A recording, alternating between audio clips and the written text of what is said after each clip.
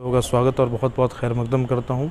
इस वक्त मैं दिल्ली के एंग्लो अरबिक मस्जिद में मौजूद हूँ और यहाँ के इमाम व ख़तीब हज़रत मौलाना मुफ्ती मोहम्मद कासिम कासमी से इस वक्त मौजूदा सूरत हाल जो मुल्क की मैं उस पर बातचीत करने के लिए यहाँ पर हाजिर हुआ हूँ। चैनल पर आपका बहुत बहुत स्वागत और खैर मकदम करते हैं। मुफ्ती साहब, इस वक्त हम देख रहे हैं कि मुल्क में मौजूदा सूरत हाल, हर जगह तशद्दुद का माहौल, एहतजाज किया जा रहा है पूरे मुल्क के अंदर। एक योजना आई थी अग्निपथ योजना, जिसमें एक ये कहा जाए कि लॉलीपॉप दिखाया गया था। इस वक्त मुल्क की जो मौजूदा सूरत हाल है उस पर आपकी क्या राय है? अस्सलाम वालेकुम। सबसे पहले तो मैं यहाँ ये बात कहूँगा कि किसी भी मुल्क की तरक्की के लिए दो चीज़ें बहुत बुनियादी होती हैं।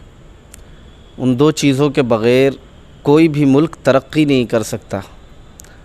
उनमें पहली चीज़ है कि किसी भी मुल्क का तालीमी ढांचा बहुत बेहतर होना चाहिए। तालीमी ढांचा आज के एतबार से एक जो आम जहन बन चुका है, और अफसोस के साथ ये कहना पड़ता है कि उसमें तालीम याफ्ता तबका भी, उन सब की सोच ये हो गई है कि तालीम सिर्फ़ काले लिखे हुए हरफों को पढ़ लेना, उनको समझ लेना, ये तालीम है। जबकि तालीम दरअसल वो है जो इंसान को ये बतला दे कि तुम एक इंसान हो, और ये सिखला दे कि तुम्हें दूसरे इंसानों के साथ किस तरीक़े से पेश आना है और दूसरे इंसानों की किस तरह से तुम्हें खिदमत करनी है। अगर ये चीज़ तालीम के साथ है तो वो तालीम है, वरना वो तालीम हो सकती है लेकिन अधूरी।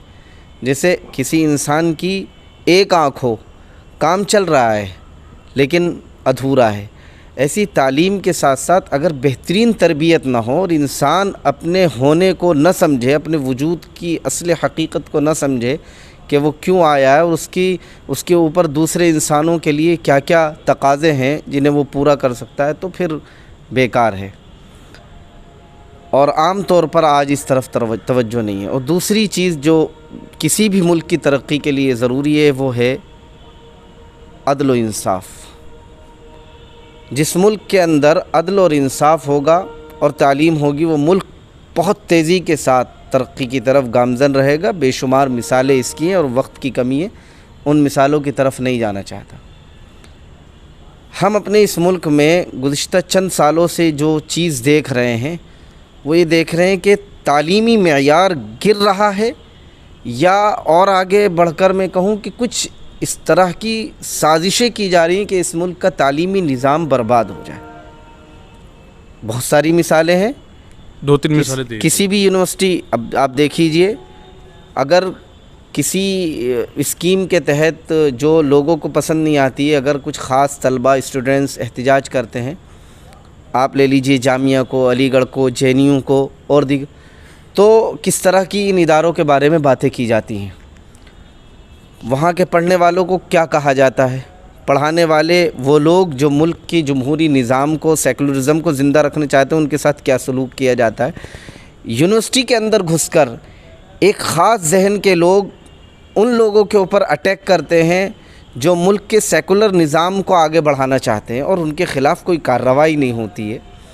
तो ऐसा लगता है कि कहीं ना कहीं तालीमी निज़ाम को कमज़ोर करने की साजिश। एक बात और मैं कहना चाहूँगा कि अभी जो UPSC का रिज़ल्ट आया उसमें फ़र्स्ट रैंक जो श्रुति शर्मा है वो जामिया की RC कोचिंग से ही निकली है। वो जी बिल्कुल, मैं ये कहता हूँ अलीगढ़ मुस्लिम, बिल्कुल ये जो मैंने 3 नाम लिए ये अपने एतबार से बहुत टॉप यूनिवर्सिटीज़ हैं और बड़े पढ़े लिखे और अच्छे लोग यहाँ से निकले। लेकिन जब इन यूनिवर्सिटी को ही ये कहा जाए कि ये गुंडों का अड्डा है, मैं बहुत हल्के लफ्ज़ इस्तेमाल करना चाहता हूँ, यहाँ के पढ़ने वालों को बुरा भला कहा जाए और एक ख़ास पार्टी और नज़रिए के लोग हमारे नेशनल TV पर ये बातें कहें, तो इसका मतलब ऐसा महसूस होता है कि कुछ लोग ये चाहते हैं इस मुल्क का निज़ाम तालीम तबाह हो। किसी भी मुल्क की रीढ़ की हड्डी होती है उसकी तालीम और इक़्तिसादी चीज़, इक़्तिसादी निज़ाम भी। मुल्क में इक़्तिसादी निज़ाम भी बहुत बुरे हालात से गुज़र रहा है, इसकी तरफ कोई तवज्जो ख़ास तौर पर आवाम की तो है ही नहीं, क्योंकि जो नेशनल मीडिया है हमारे मुल्क का, जिसकी ये ज़िम्मेदारी है कि वो हकीकत को लोगों तक पहुँचाए, वो अपनी ज़िम्मेदारी से बिल्कुल ही सबकदोश हो चुका है, पीछे हट चुका है। एक नेशनल TV NDTV जिसमें रवीश कुमार उनकी वो बहुत हद तक میں کہوں گا کہ سیکولرزم کے بچانے کے لیے، اپنے وجود کو برقرار رکھنے کے لیے اور صحافت پر عوام کا اعتماد بنائے رکھنے کے لیے، میڈیا کا جو ایک اعتماد ہے اس کو بنائے رکھنے کے لیے کام کر رہا ہے۔ باقی سب اپنے میں کیا کہوں کہ جیب بھر رہے ہیں یا کیا کر رہے ہیں، میں نہیں کہنا چاہتا۔ تو آپ دیکھیں گزشتہ چند سالوں کے اندر جس طریقے سے ملک چلا ہے، اس سے ملک کا کیا نقصان ہوا ہے۔ تباہی آئی ہے معاشی طور پر، غربت بڑھ گئی ہے، یہ میں نہیں کہتا، سرکاری رپورٹیں کہہ رہی ہیں۔ جو لوگ یہ کہتے تھے کہ ہمارے آنے کے بعد ملک کے روپیے کی قیمت بڑھ جائے گی، آپ دیکھ لیجئے کہ 62 روپے سے اب 75 کے بھی اوپر جا چکا ہے ڈالر کے مقابلے میں۔ نوکریوں کا کیا حال ہے یہ تو آپ سب مجھ سے زیادہ بہتر جانتے ہیں، لیکن نوکری کو لے کر اتنا بوال ہے پورے ہندوستان میں۔ ان سب چیزوں کو جب آپ دیکھیں تو ہمیں اعتماد یا ایک امید کی کرن ملتی ہے کہ ہم عدالتوں کا رخ کریں گے، ملک کے حالات، عدالتیں دیکھیں۔ لیکن اب گزشتہ چند سالوں سے ایسا لگ رہا ہے کہ عدالتیں بھی ایک خاص سوچ کے ساتھ چل رہی ہیں، اس لیے ایسا محسوس ہوتا ہے کہ عدالتوں کے دیکھنے کا نظریہ بھی مجرموں کا دو ہو گیا ہے۔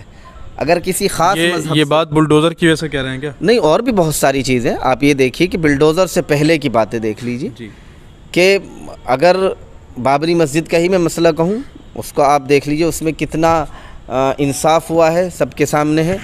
اس کے بعد ہمارا ملک کا جو سنویدھان ہے، کانسٹیٹیوشن ہے، وہ لکھا گیا، اس میں یہ بات موجود ہے کہ اس وقت جب یہ کانسٹیٹیوشن لاگو کیا جا رہا ہے، جو عمارت جیسی ہے اس کو اس کی اصل حیت پر رکھا جائے گا، لیکن اس کے باوجود کئی مسجدوں کے اوپر اٹیک ہو رہے ہیں مختلف طریقوں سے، اور کوٹ خاموش تماشائی بنا ہوا ہے۔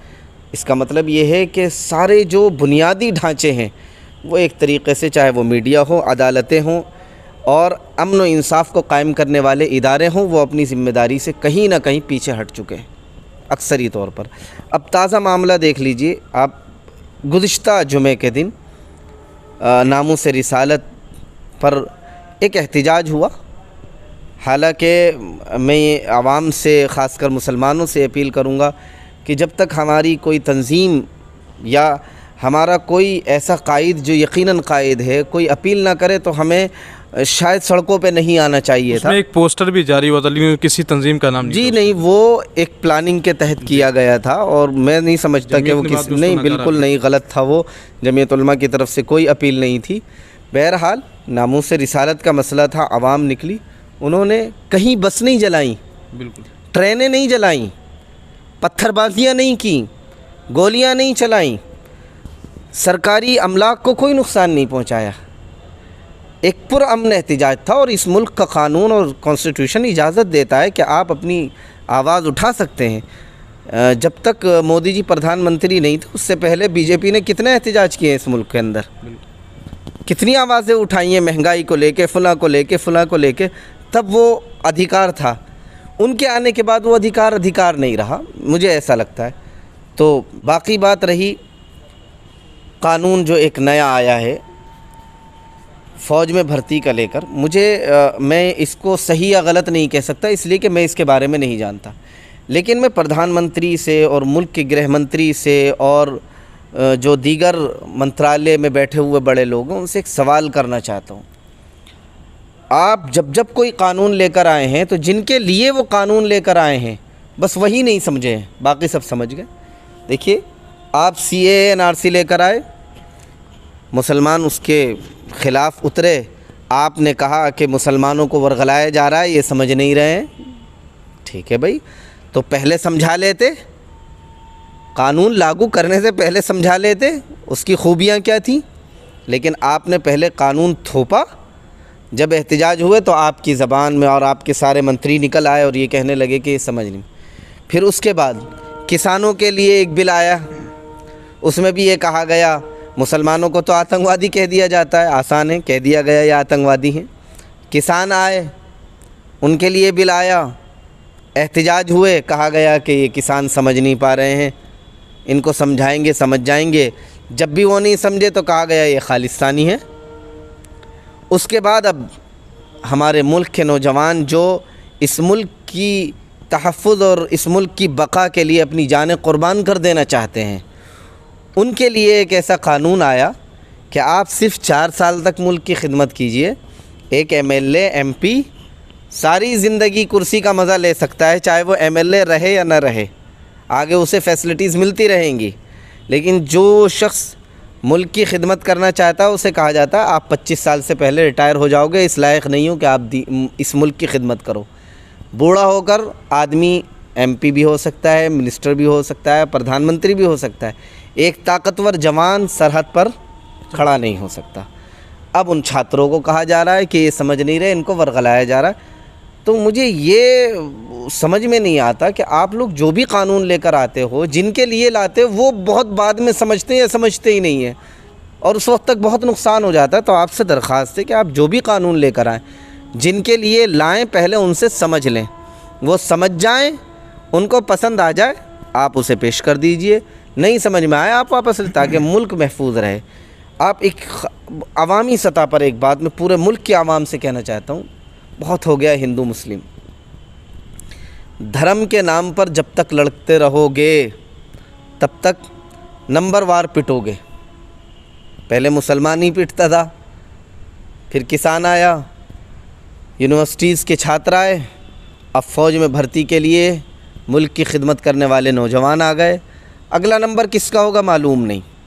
اگر مذہب میں بٹے رہو گے اسی طرح ٹکڑے ٹکڑے کر کر مارے جاؤ گے، پٹو گے.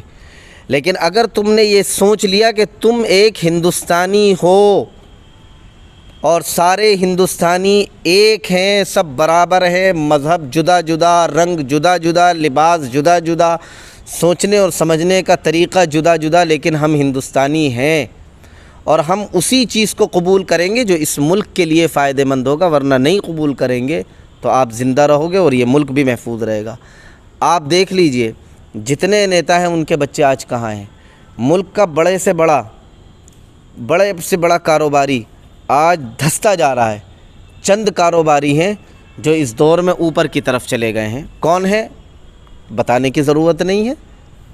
کچھ بچے ہیں جو محنت کر رہے ہیں، مشقتیں برداشت کر رہے ہیں، لیکن وہ اپنی جو ان کی خواہشیں ہیں وہ پوری نہیں کر پا رہے ہیں. ایک بیٹا ایسا ہے جو 2014 کے بعد کاروبار میں آیا اور اس نے بڑے بڑے کاروباریوں کو، جنہوں نے زندگیاں کھپا دیں، پیچھے کر دیا. جس وقت ملک کے بڑے بڑے کاروباری اپنے کاروبار کو بچانے کے لیے محنتیں کر رہے تھے، اس وقت ایک دم سے اس کا کاروبار 1000% اوپر چلا جاتا ہے. تو یہ ساری چیزیں سوچ لیں. کب تک آپ مذہب کے نام پر، آپ نے دیکھا جب CA/NRC تھا تب سب لوگ اس ملک کے دیگر برادریان وطن خوش ہو رہے تھے، نعرے لگائے جاتے تھے. میں بتانا نہیں چاہتا، ملے کاٹے جائیں گے وغیرہ وغیرہ. اس ملک کی عدالتوں کے پاس جب اسپیچ جاتی ہیں ان لوگوں کی جو ملک کے مسلمانوں کے خلاف بھڑکاؤ بھاشن دیتے ہیں، تو ہماری عدالتیں کہتی ہیں کہ مسکرا کر اگر کوئی سخت بات کہی ہے تو وہ جرم نہیں ہے. اب میں آخر میں صرف اتنا کہوں گا، آخری پیغام لوگوں کو جو دینا چاہتا ہوں میں یہی کہ بس آخری کا پیغام یہی دوں گا. دیکھیے ملک میں جو لوگ سیاست کر رہے ہیں وہ کسی کے نہیں ہیں.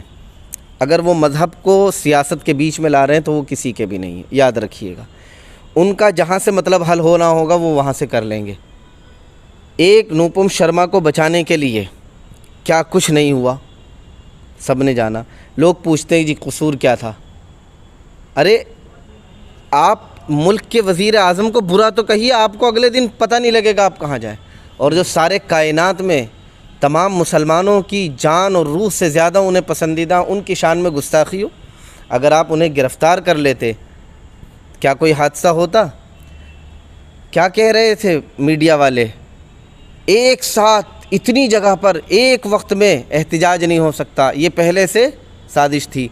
آج وہ میڈیا کہاں ہے؟ وہ کیوں نہیں سوال کر رہی؟ ایک ساتھ اتنے سارے صوبوں کے اندر، اتنے سارے ضلعوں کے اندر اس قانون کے خلاف احتجاج نہیں ہو سکتا، یہ سازش تھی. کیوں ڈر لگتا ہے انہیں؟